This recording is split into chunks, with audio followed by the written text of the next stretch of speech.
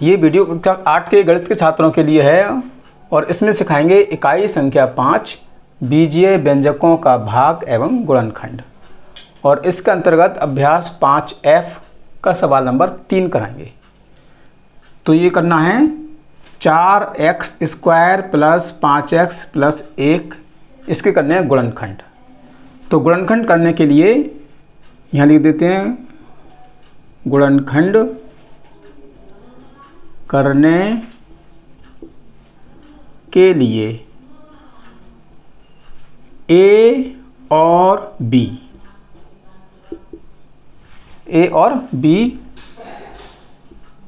ऐसी दो संख्याएं चाहिए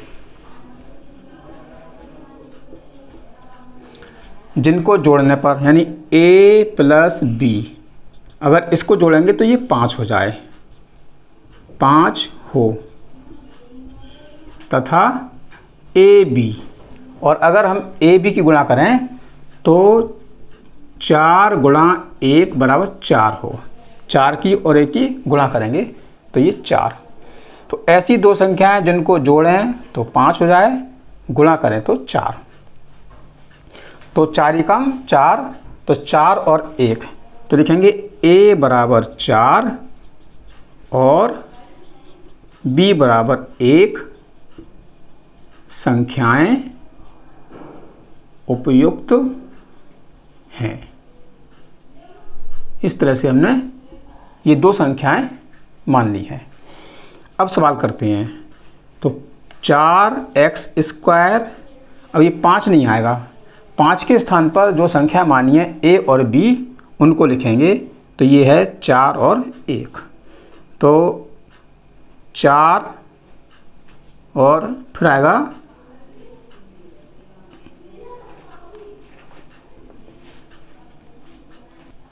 प्लस 1, और ये x ब्रैकेट के बाहर रहेगा और प्लस 1, ये वाला 1। अब ये ब्रैकेट खोलते हैं, यानी कोष्ठक खोलेंगे। तो कोष्ठक के बाहर जो संख्या होगी उससे गुणा करेंगे, x से गुणा करेंगे कोष्ठक के अंदर की संख्याओं में। तो 4x² प्लस x से गुणा करेंगे 4 में तो ये 4x आएगा, और x से गुणा करेंगे 1 में तो 1x आएगा प्लस 1। अब देखते हैं इन दोनों व्यंजकों में कौन सी संख्या उभयनिष्ठ है, यानी किस संख्या से हम भाग कर सकते हैं, कौन सी संख्या कॉमन है। तो दोनों में 4x और 4x है, तो लिखेंगे हम 4x। अब 4 से भाग करेंगे 4 में 1 बार जाएगा, और x से भाग करेंगे x में तो 1x आएगा, यानी x की घात 1 आएगा, और 4x से 4x में भाग करेंगे तो जाएगा 1 बार। अब देखते हैं इन दोनों व्यंजकों में कौन सी संख्या उभयनिष्ठ है, यानी कॉमन है। तो दोनों में 1 कॉमन है, तो लिखेंगे 1 से भाग करेंगे तो ये x आएगा, और 1 से भाग करेंगे 1 में तो 1 आएगा। अब ये दोनों कोष्ठक हो गए, यानी ब्रैकेट हो गए उभयनिष्ठ। तो इनको लिखेंगे 1 बार x प्लस 1, और इस कोष्ठक से पहले 4x है और प्लस दूसरे कोष्ठक से पहले 1 है। तो इस तरह से बन गया आपका आंसर x प्लस 1 और 4x प्लस 1। अब करते हैं सवाल नंबर 4। तो सवाल नंबर 4 भी ऐसे करना है, लिखेंगे ऐसी दो A और B संख्याएं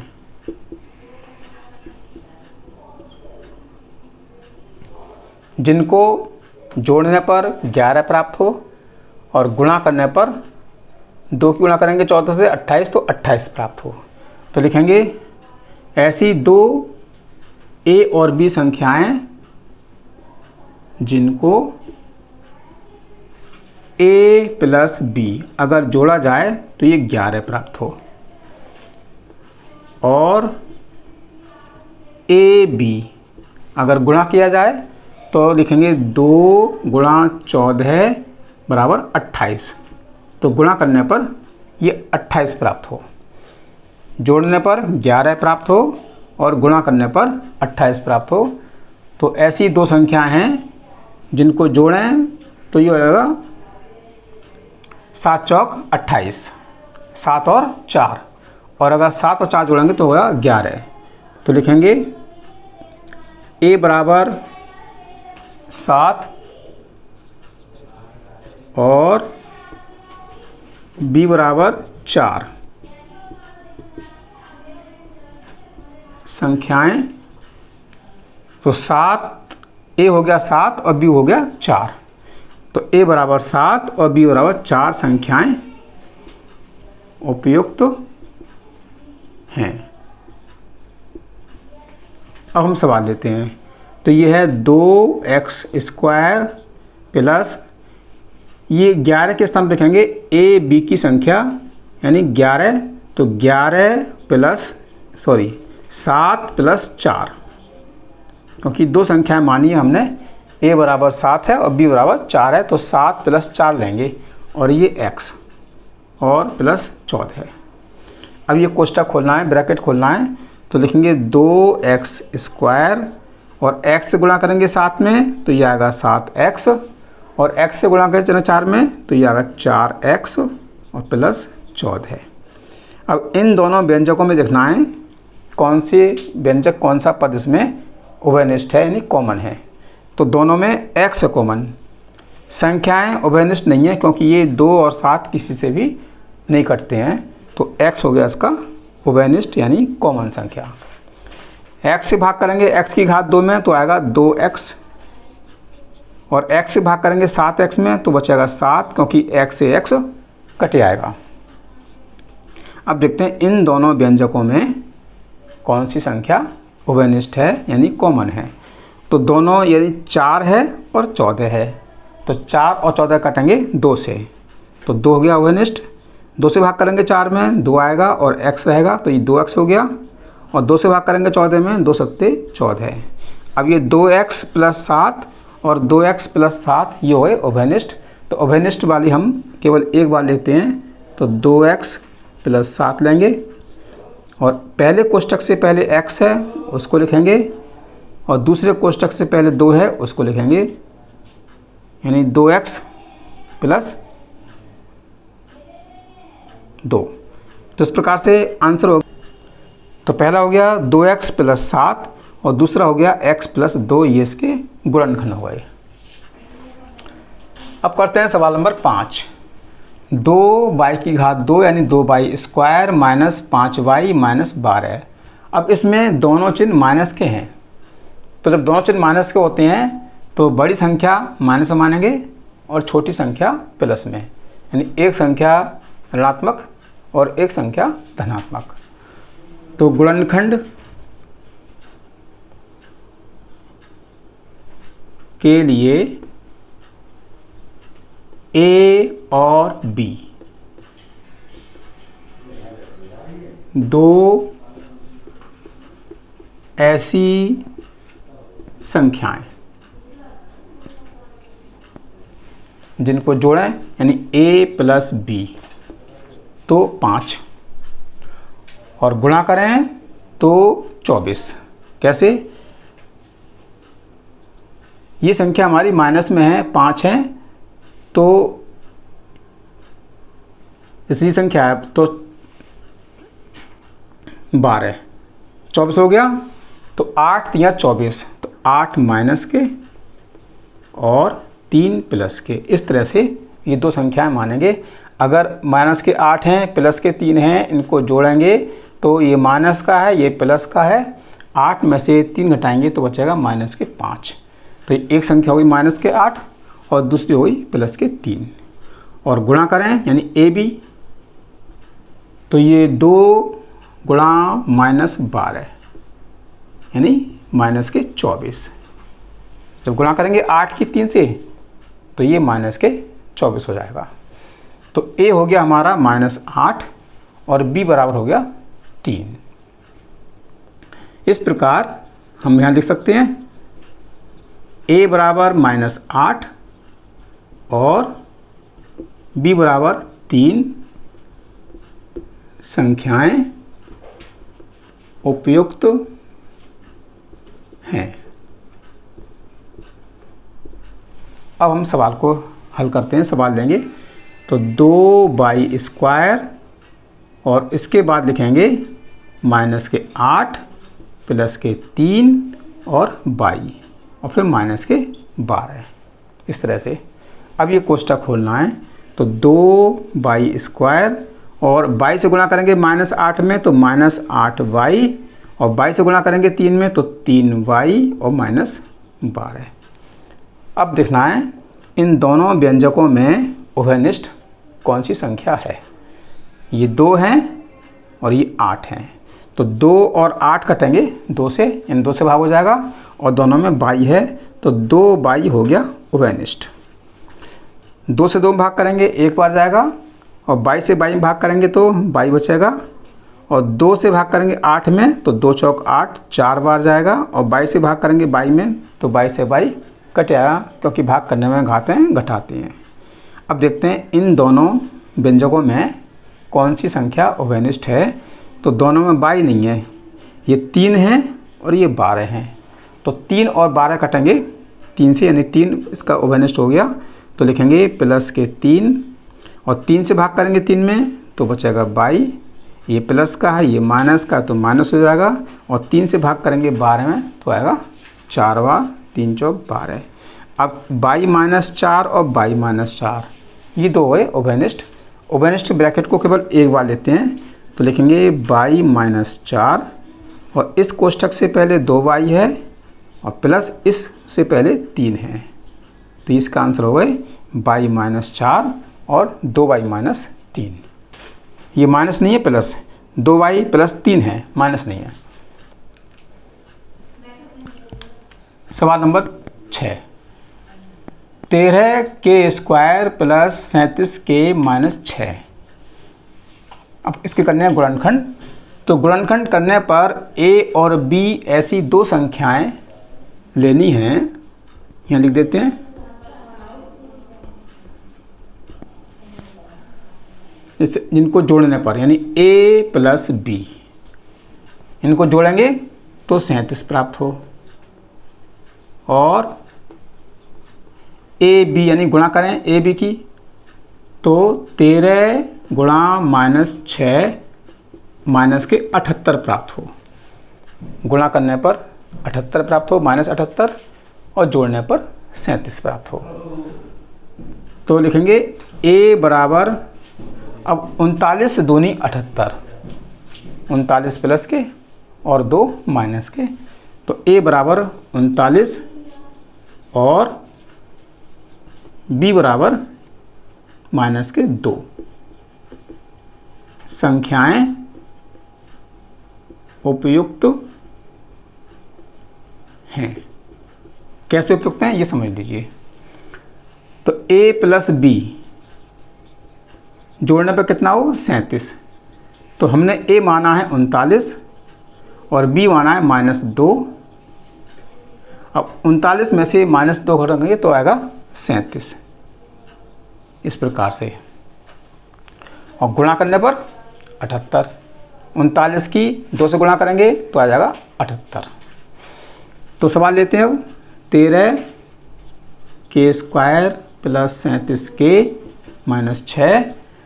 अब लिखेंगे 13k² + 37 के स्थान पर आएगा, हमने a + b जो संख्याएं ली हैं तो 39 - 2 k और -6। अब ये कोष्ठक खोलना है तो 13k², k से गुणा करेंगे 39 में तो 39k आएगा, माइनस k से गुणा करेंगे 2 में 2k आएगा और -6 आएगा। अब देखते हैं इन दोनों व्यंजक में कौन सी संख्या उभयनिष्ठ है यानी कॉमन है।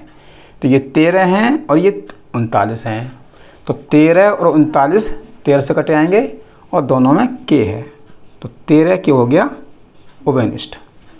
अब करेंगे उभयनिष्ठ की संख्या से भाग। 13 से भाग करेंगे 13 में 1 बार जाएगा और k से भाग करेंगे k में तो 1k आएगा। 13 × 39 3 बार जाएगा और k से भाग करेंगे k में तो कुछ नहीं बचेगा। अब देखते हैं इन दोनों व्यंजक में कौन सा उभयनिष्ठ है। दोनों में 2 से भाग हो जाएगा तो -2 हो गया ओवेनिस्ट। 2 से भाग करेंगे 2 में तो के बचेगा, माइनस माइनस प्लस हो जाएगा, और 2 से भाग करेंगे 6 में तो 3 हो जाएगा। अब ये दोनों हो गए कॉमन कोष्ठक यानी ओवेनिस्ट हो गए। तो लिखेंगे इस ब्रैकेट से पहले जो है उसको लिखेंगे 13 के, और इस ब्रैकेट से पहले उसको लिखेंगे -2, और ये दोनों कॉमन हैं, इसको लिखेंगे एक बार के प्लस 3। तो ये ब्रैकेट हो गए हमारे 2 आंसर, 13 के -2 और दूसरा होगा के प्लस 3। तो ये कोष्ठक आगे पीछे हो सकते हैं लेकिन आंसर में इस पर कोई प्रभाव नहीं पड़ेगा।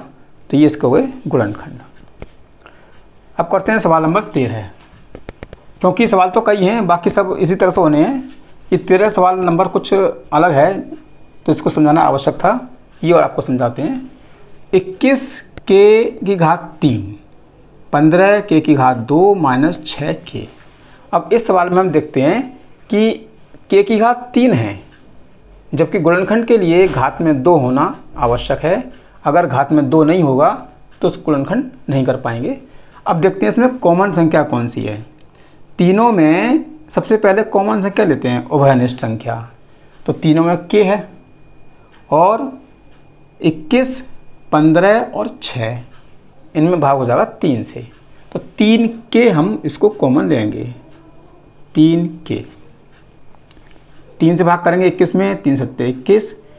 के से भाग करेंगे के में तो के की घात 2, क्योंकि भाग करने में घातें घटाते हैं, प्लस का चिन्ह।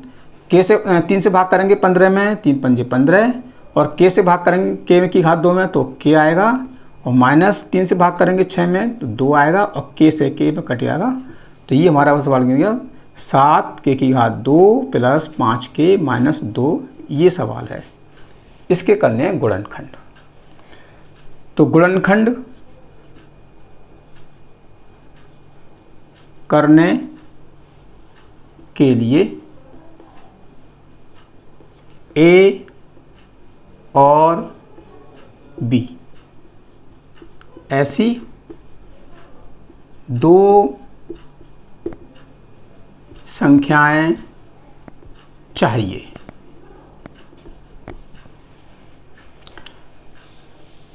ए प्लस बी अगर उनको जोड़ें तो जोड़ने पर हमारा 5 प्राप्त हो, 5, और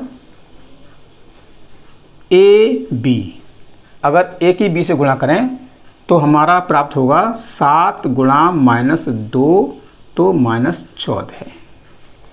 गुणा करने पर -14 प्राप्त हो, जोड़ने पर 5 प्राप्त हो।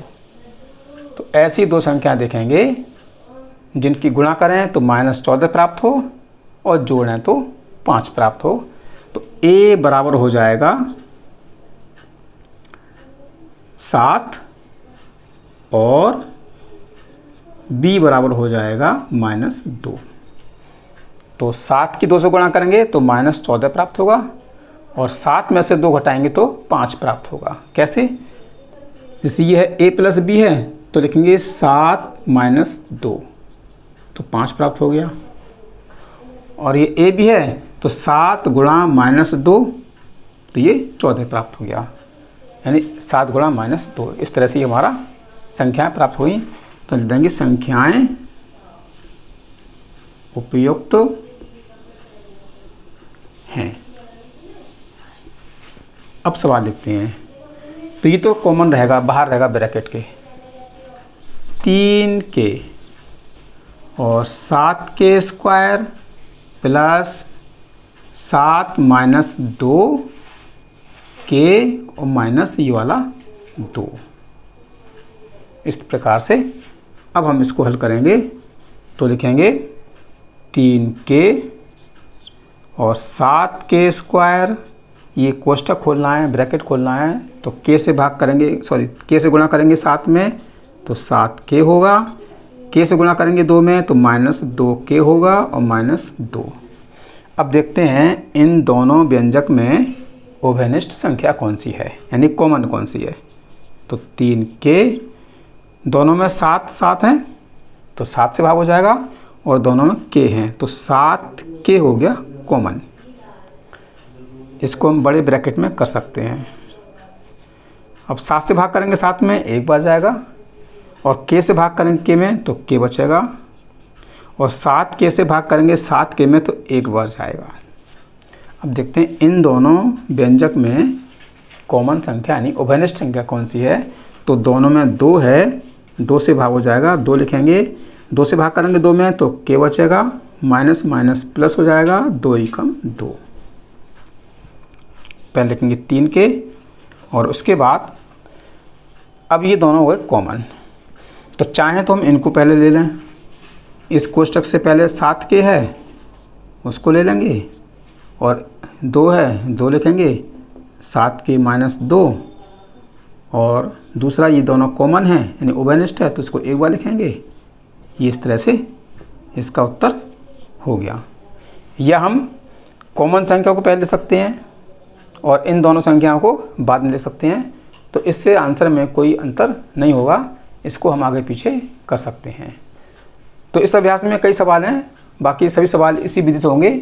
अगर हमें देखना है पहले व्यंजक में यानी पहले पद में अगर घात में 2 है तब तो जैसे पहले करते आए वैसे करेंगे। अगर घात में 2 नहीं है तो सबसे पहले कॉमन को हम पहले लिखेंगे, उसके बाद बनाएंगे सवाल। तो मुझे आशा है कि ये सवाल आपकी समझ में आ चुके होंगे। अगर आप चैनल पर पहली बार आए हैं तो चैनल को सब्सक्राइब कीजिएगा, वीडियो को लाइक कीजिए और शेयर कीजिए।